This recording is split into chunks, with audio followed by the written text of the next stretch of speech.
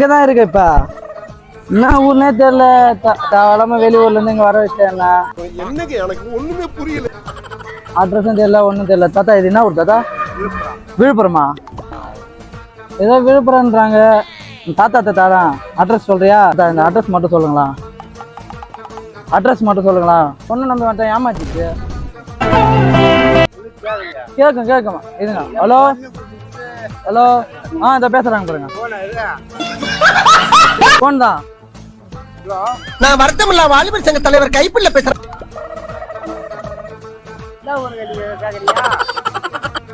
எதுவுமே நடக்காத மாதிரி ரியாக்ஷன் காட்டுற அந்த மூஞ்சி எங்கடா வாங்கின நீ? கேட்கல. என்னைய வச்சு ஒன்னும் காமெடி பண்ணலையே. ஹலோ. ஏய், நான் தாத்தா கிட்ட கொடுக்கணும் பாரு, என்னன்னு கேளு. அட்ரஸ் சொல்லு, டக்குன்னு வரேன்.